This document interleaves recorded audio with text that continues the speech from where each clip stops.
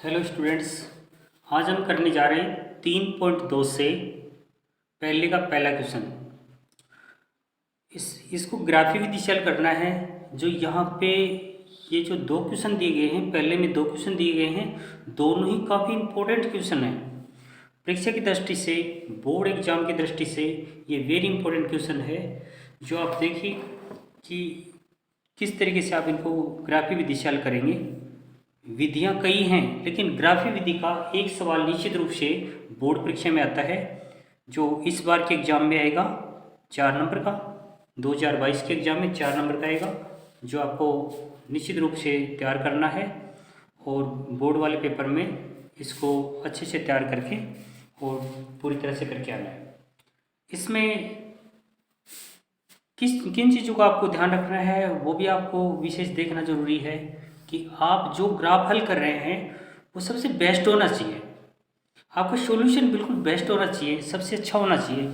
Automatic आपको अच्छे number हासिल होंगे। ध्यान दीजिए, पहले क्वेश्चन को हम करने जा रहे हैं, जिसमें पूछा है कि पहले का पहला क्वेश्चन में लिखा हुआ है, निम्नलिखित समस्याओं में से रेखिक समीकरण युग्म का निर्माण कीजिए। यानी हमें रेखिक समीकरण बनाना है और उनको ग्राफी विधि से हल कीजिए। ग्राफी विधि से हल करेंगे पहले का पहला क्वेश्चन।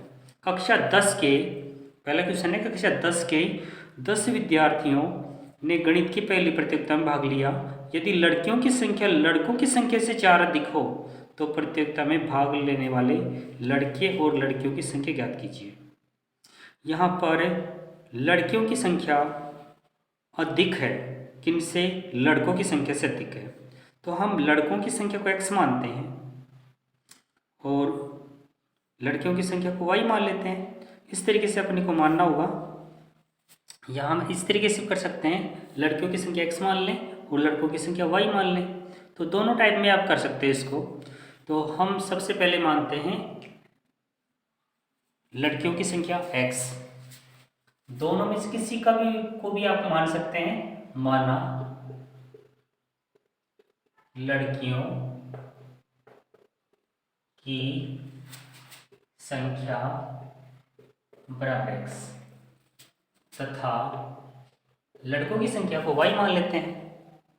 आप इसके विपरीत भी लिख सकते हैं कि लड़कों की संख्या को x मान सकते हैं, कोई प्रॉब्लम नहीं है।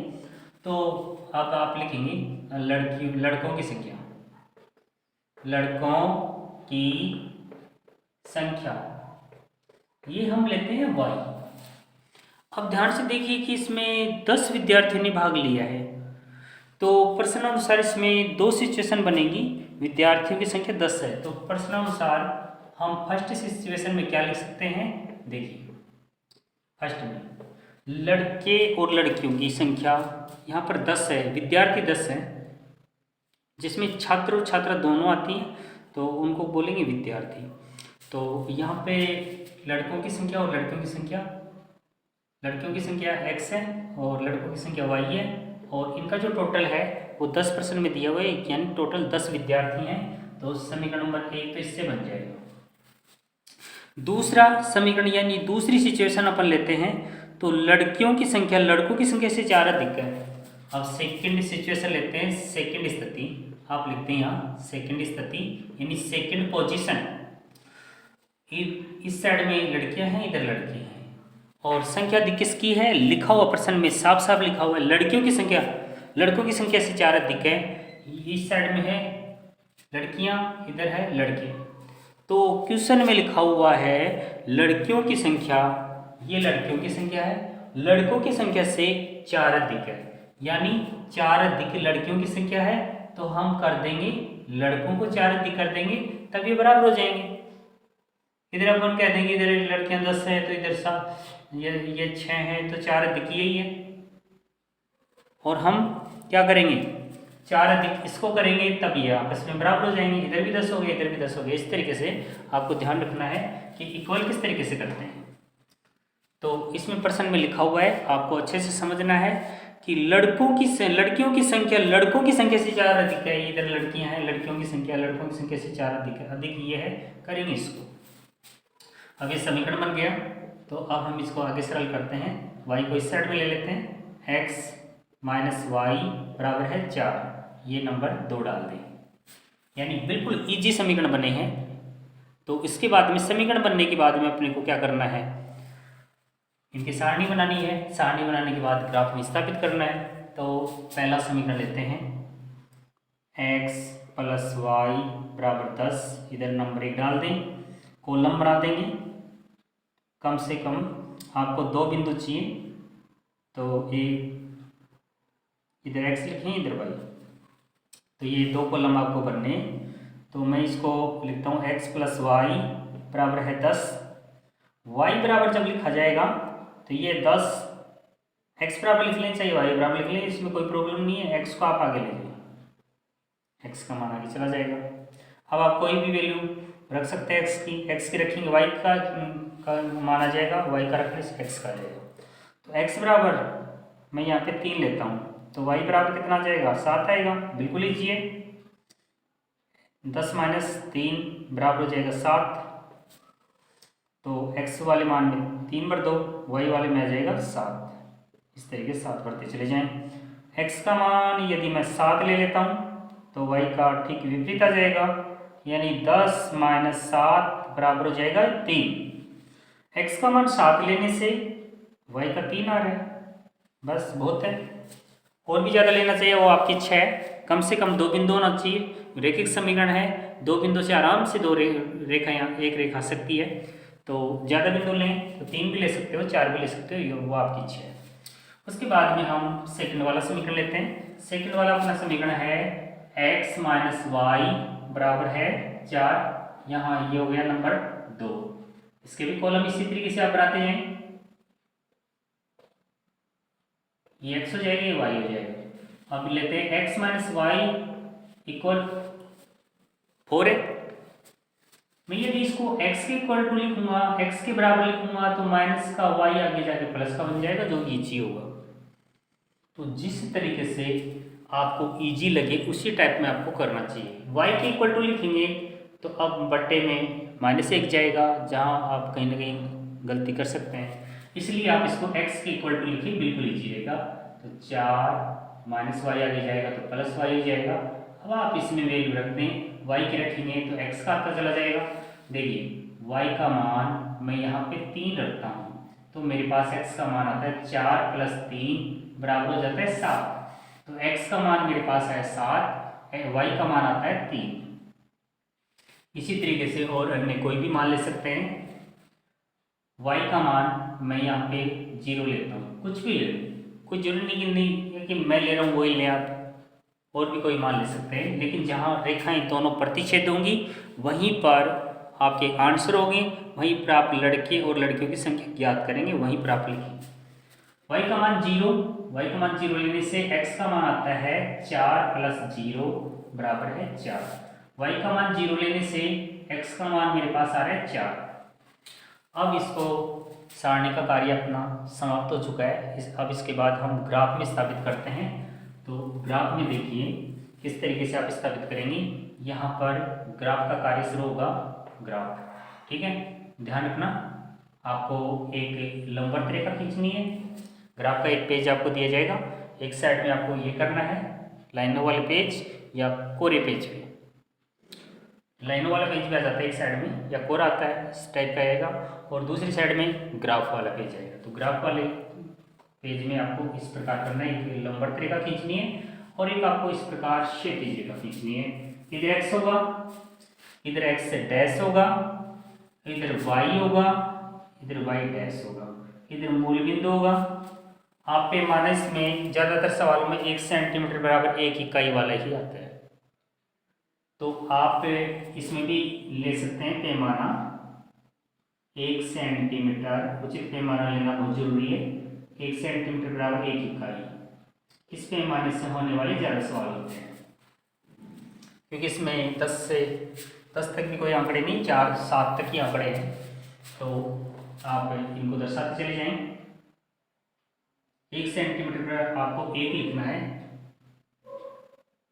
1 या 2 3 4 5 6 7 8।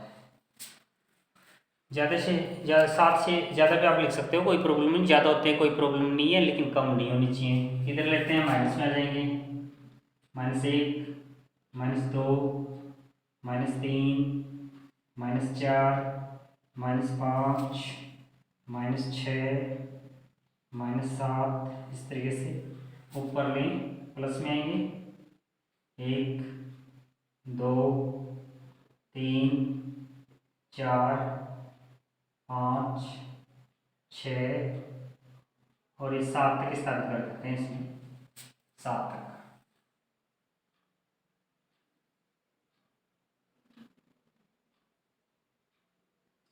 ये 7 तक इधर स्थापित कर देते हैं, क्योंकि y के मानों में भी 7 है।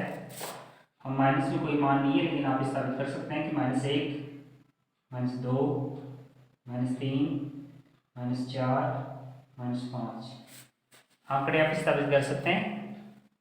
माइनस के न होते भी आप दर्शा सकते हैं, कम नहीं रहने चाहिए मान।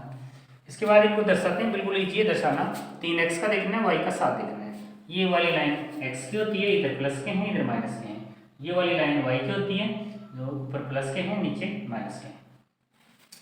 3 पर 7, 3x का देखना है, 3x का, y का 7 ऊपर मिलेगा। इस प्रकार हम